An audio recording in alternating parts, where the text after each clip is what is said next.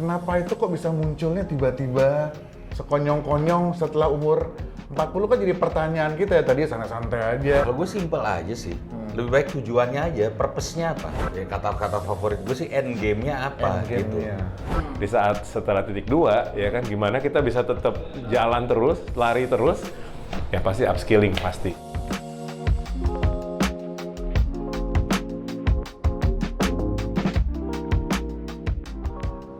Ada banyak orang yang bilang namanya life begin at 40. Itu kedengerannya apa?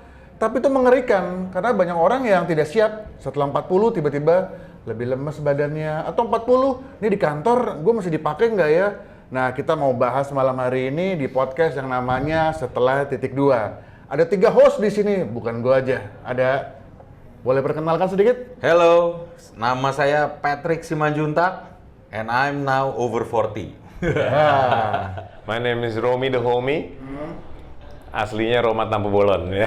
Romy the Homie and Patrick dan saya dengan Donald. Oke, kita mau ngobrol langsung masuk ke poinnya. Intinya gini, gimana pas masuk umur 40 itu kita bisa siap? Terutama di dunia korporasi kan. Nah, gue punya pertanyaan langsung ke Bro Patrick gitu ya. Pertanyaannya gini, apa sih cara kita bisa merefleksikan atau melihat diri kita sendiri? Ini kita udah siap belum sih untuk melewati orang bilang namanya second curve, kerennya gitu ya. Setelah umur 40 nih. Yeah. Apa sih untuk mengukur gitu? Well, sebenarnya sih balik ke kita lagi ya. Maksudnya ya ini pengalaman pribadi yang mungkin bisa relate sama kawan-kawan atau audience, bahwa lo setelah 40 tuh kayak ada pertanyaan-pertanyaan gitu. Pertama tuh yang paling tangible deh, nih kesehatan saya nih gimana nih? Kesehatan. Iya. Karena kesehatan itu tuh ya kalau udah lewat 40 atau lewat 45 pasti yang tadinya bongkok aja tuh beda gitu rasanya ya. Sama tidur. Lu bisa tidur enak nggak? Atau kalau misalnya pas lagi tidur terus habis itu kebangun perlu ke toilet, terus setelah pulang dari toilet bisa tidur lagi nggak? Atau karena kebanyakan ada yang dipikirin gitu, tidur.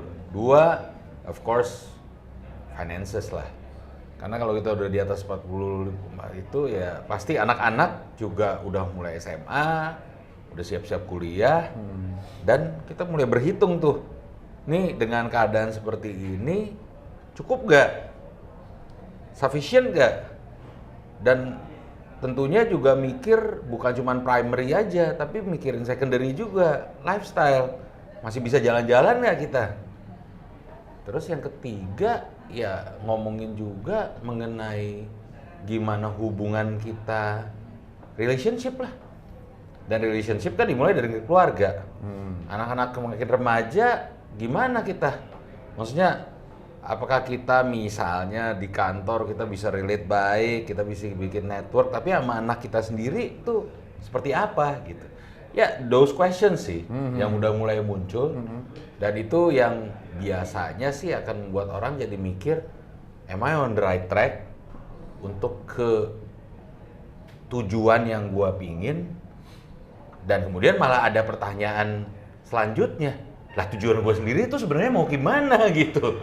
So that's for the opening. Jadi lah ya. setelah umur 40 karena life begin at 40 yang Bro jelasin tadi, lucunya gini ya, kenapa itu kok bisa munculnya tiba-tiba sekonyong-konyong setelah umur 40 kan jadi pertanyaan kita ya, tadi santai-santai aja.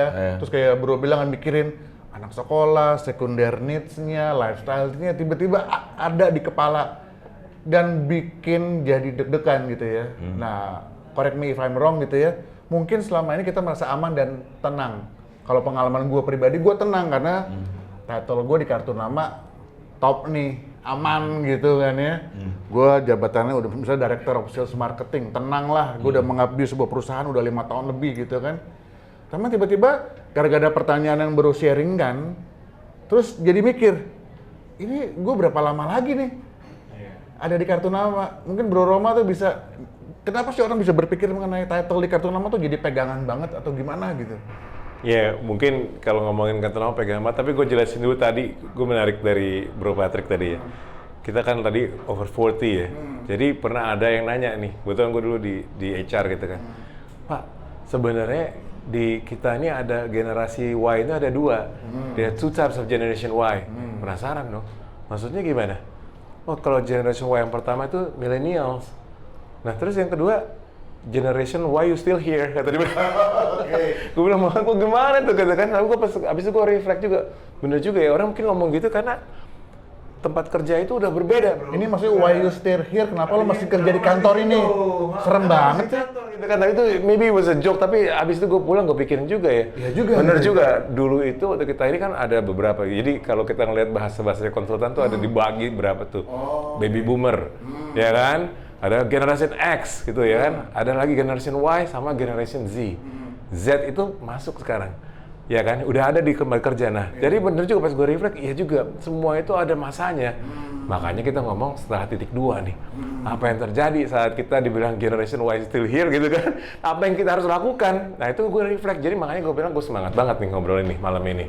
Gitu kan. Generasi Y still here. Itu serem sih ya. Serem tapi juga kita bingung. Tapi kalau serem ya juga. Tapi apa yang mesti dilakukan? Apa yang mesti dilakukan? Generation Y you still here, what do you have to do? Kayaknya bagus kalau gue sambungin sama yang title di kartu nama ya. Kartu nama ya. Y yang still, dan pertanyaan mungkin ke diri sendiri ya. Betul. Kenapa gue mesti dipakai sama perusahaan jadi director ya? Betul. Kan gue bisa expired kapanpun. Nah itu gimana sih caranya supaya kita tuh itu next-nya nggak terjebak dengan pertanyaan why you still here? Iya, balik lagi dikit ke kartu nama ya. Kan semua itu ada musimnya, ada seasonnya ya. Dimana kita masuk kerja, kita perlu apa sih? Perlu aktualitas kayak apa namanya mah? Self actualization lah ya. Maksudnya ini punya kartu nama, punya proud loh kita nih jabatan ini. Tapi mungkin setelah titik 2, setelah kita ngerasa masuk ke generation why you still here, kita juga merasa apakah itu yang paling penting buat diri gue sekarang gitu kan?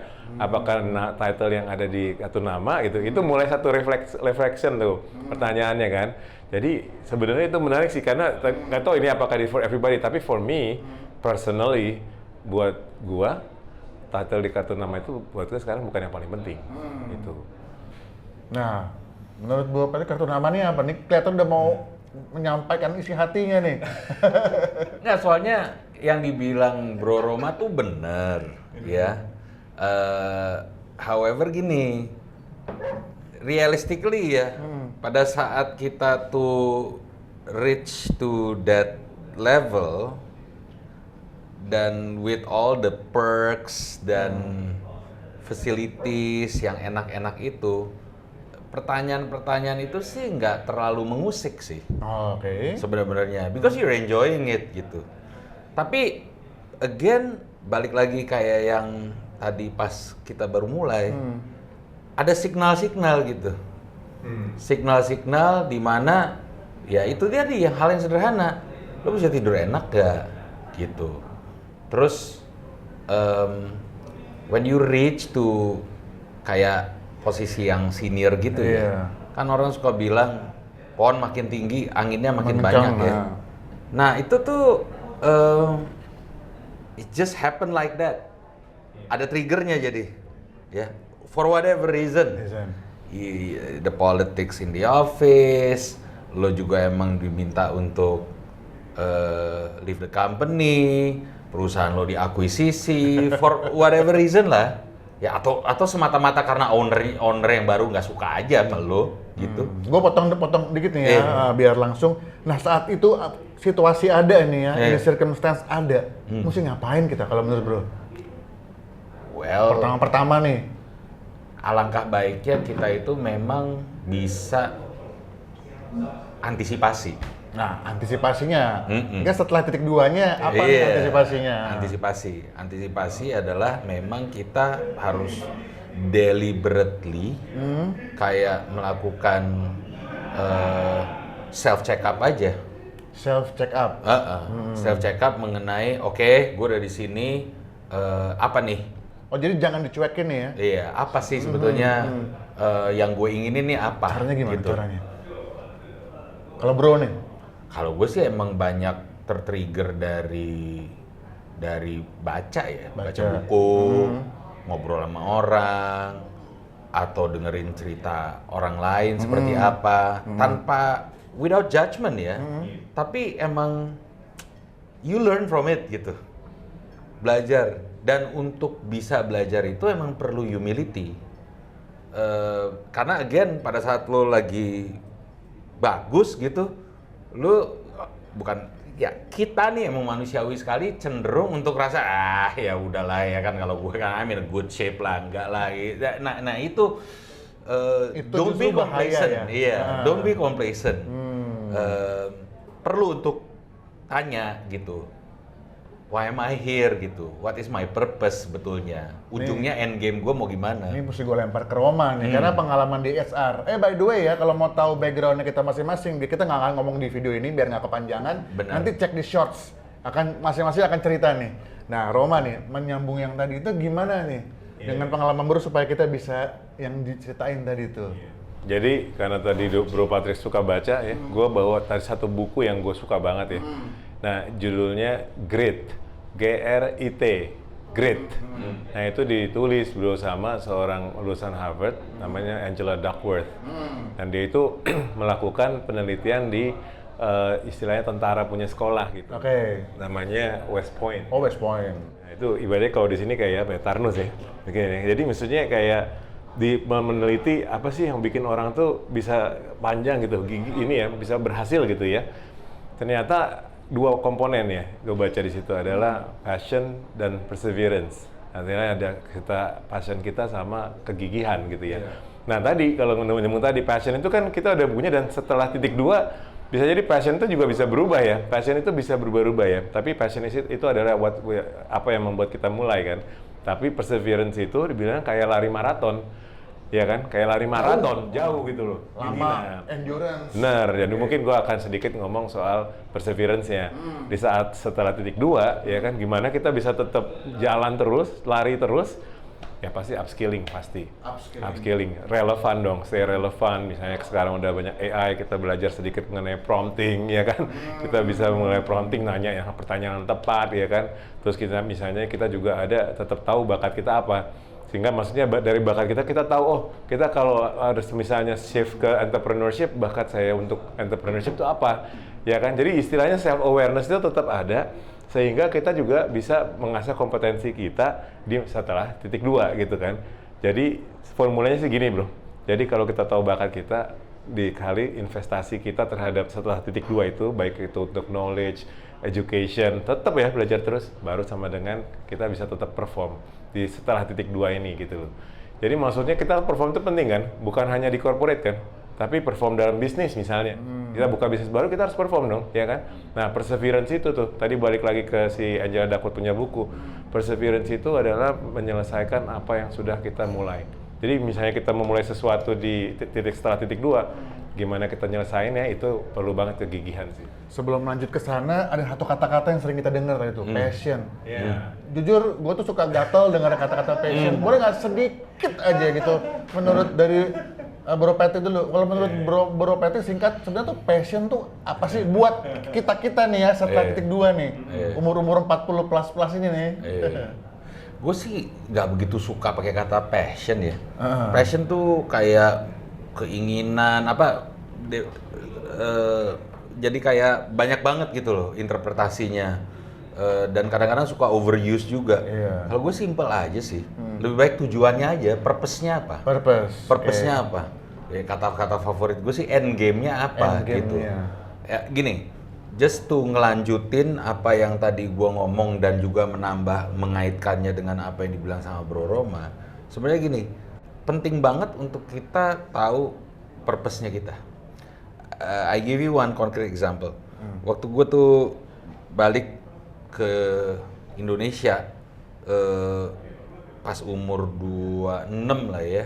Umur 26, berarti 40 tahun lalu tuh ya? Iya. Long time ago.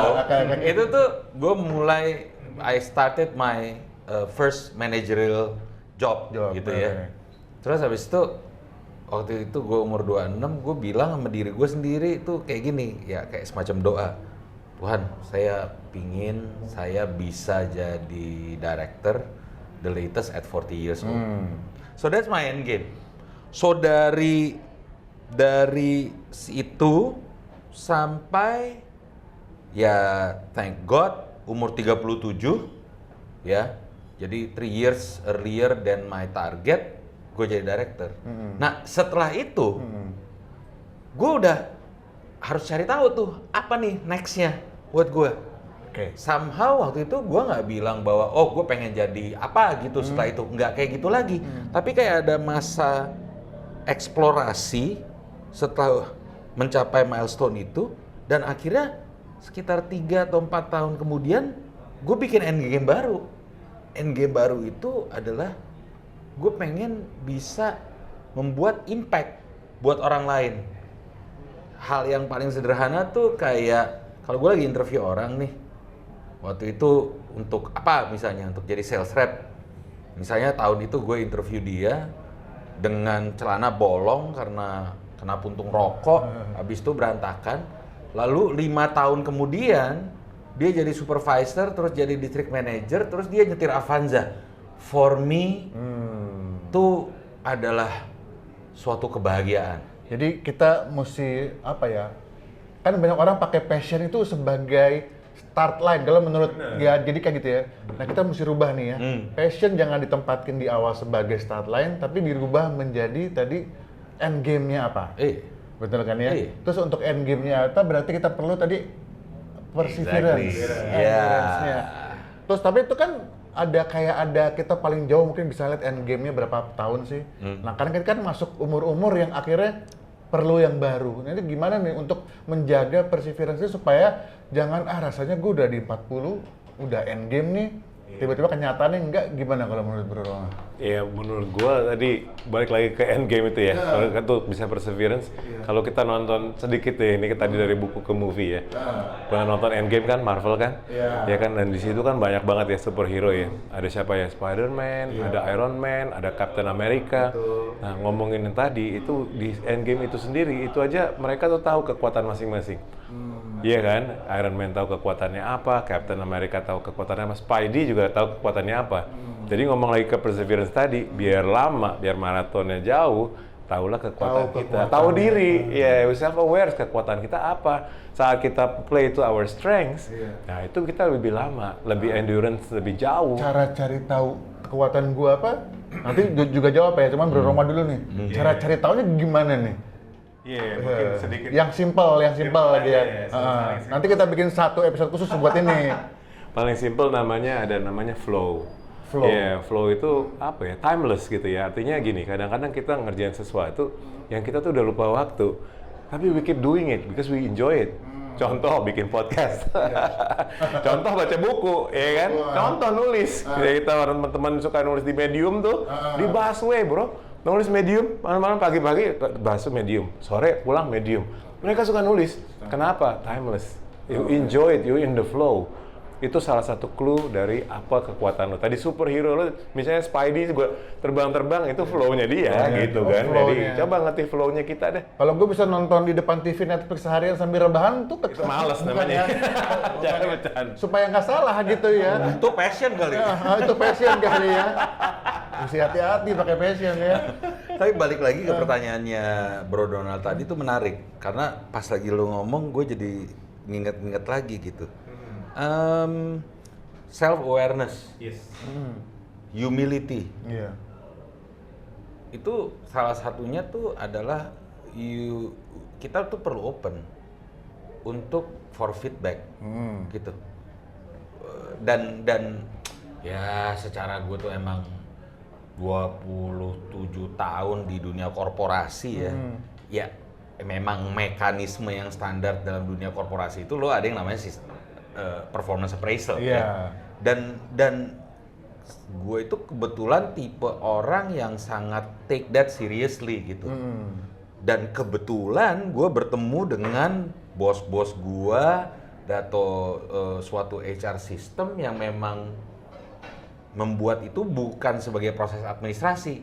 Nah disitulah gue bener-bener jadi kayak kesempatan buat gue untuk mengkurasi atau melakukan SWOT gitu loh diri gue sendiri gitu loh.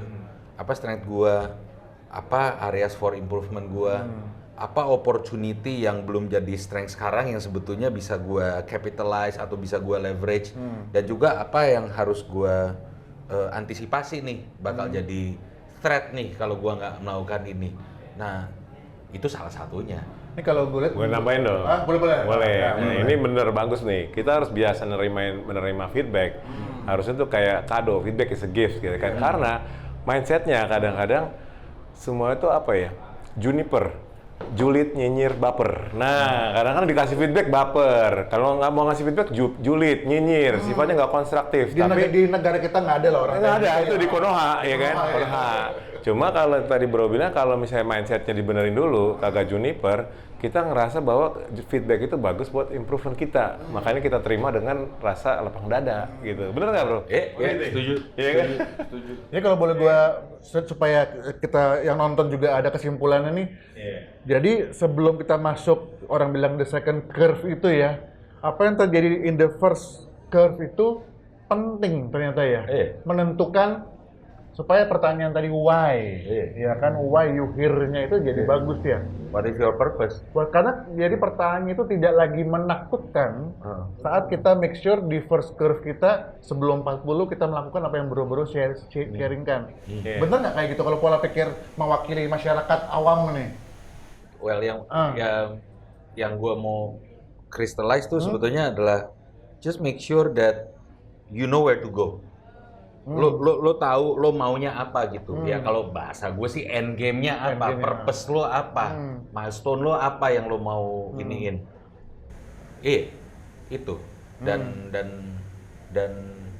yang tadi yang dibilang sama Bro Roma, have a mindset untuk lo open, untuk melihat diri lo, open for feedback, sama yang kalau boleh Bro, gue tambahin satu. Boleh. Kalau udah terima feedback, you act on it. Gitu. Itu ya. Jangan cuma terima feedback itu, ya kalau lo nggak action juga.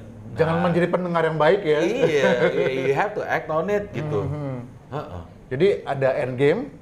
Ya. Dan selama dari sesi sekarang sampai ke end game itu we know what to do based dari yang tadi belajar.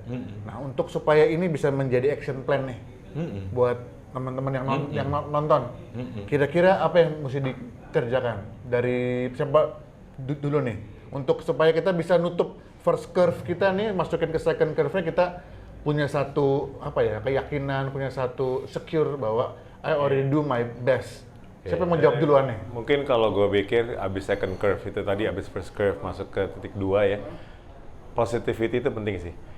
Jadi gini, misalnya nih ada kelas ya kan, antara kita bisa ngelihat nih dua nih, ini antara setengah kosong atau setengah penuh, ya kan? Setelah titik 2 ya kan, kita 40 plus gini, kalau kita masih bisa ngelihat ini setengah penuh, itu beda sih cara kita berpikir. Cara kita ngelihat hidup nih beda banget gitu loh. Jadi kita lebih ngerasa abundance, masih punya sesuatu, punya apa ya, punya mental yang lebih kuat gitu ya. Karena kita ngelihatnya dari sisi yang positif gitu loh. Ya kan? Sama halnya contoh ya, misalnya kita ngomong dari sini, gua sama Bro Donald tuh Bro Donald sama Bro Pratik sama-sama ke puncak gitu misalnya ya. Terus dia itu ada yang duduk di sebelah jendela, ada yang di sebelah yang ada jendelanya ya kan. Pas lu nanya ke gua sama Patrick, ya tanya, gimana tadi tripnya ke puncak? Nah, dia yang duduk di jendela ya kan, sudah bagus banget tuh. Pemandangannya. Cakep banget tuh pohonnya, ada awannya bagus kan, bersih hari ini ya langitnya. Lalu pas tanya ke gua yang duduk nggak ada jendelanya, boring banget ya. Boring banget nih perjalanannya, lama, mungkin gue ngerasa macet, gue ngantuk gitu kan. Beda tuh jawabannya, sama-sama tripnya sama. Nah, jadi maksud gue, mungkin kita keep our apa namanya, gelas itu lebih ke setengah penuh dibandingin lihatnya setengah kosong. Tadi bro. Jadi yang kita perlu mulai itu tuh adalah deliberately, dengan sengaja, do the self check. Do self check, oke. Ya, do the self check. Self check itu termasuk yang tadi, elemen untuk kita apa namanya, open for feedback dan act on it. Itu yang kita harus mulai. Dan kita pada saat kita lagi ngerasa semuanya kayak oke, itu tuh kita perlu stop ngerasa seperti itu. Bukannya untuk kita jadi panik, tapi don't be complacent. Ya, itu yang kita perlu stop. Ya kayak ini udah dibilang sama si Bro Roma, keep positive, be perseverance ya, dan yang itulah ya yang bagus ya harus punya positif lah, semuanya yang positif. Ya, kayak gitu. Kayak gitu ya. Ya. Tadi menarik nih istilahnya. Ada yang harus di stop, Iya. ada yang harus di continue. Iya. Dan Kayaknya ada yang harus di start. Harus di start. Iya. Nah, gitu. Iya. Jadi stop, start, continue. Iya. Oke. Iya. Nah, di sini kita nggak berusaha untuk memberikan kuliah gitu ya Iya. kepada siapapun, cuma obrolan kita. Iya. Berharap dari poin-poin yang Bro Roma sampaikan, Bro Peti sampaikan, nanti teman-teman silahkan ambil sendiri, teman-teman desain tuh mana yang harus di stop, mana yang harus di play, dan mana harus di continue. Yes. Benar gitu ya? Siap. Oke. Jadi rasanya kita bungkus di sini ya buat ada kesimpulannya. Siap. Dan seperti biasa ini episode pertama. Iya. Ya kalau teman-teman berkenan, subscribe karena subscribe itu gratis katanya gitu ya. Dan dikasih like dan di-share ke teman-teman biar pengalaman bapak-bapak ini nih yang berharga mahal loh, itu bisa menjadi sebuah pegangan buat teman-teman semua. Jadi saya dengan Donald, dengan Patrick, Romi the homie. Romi the Homie, kita ketemu lagi di episode berikutnya di podcast yang menarik ini setelah titik 2.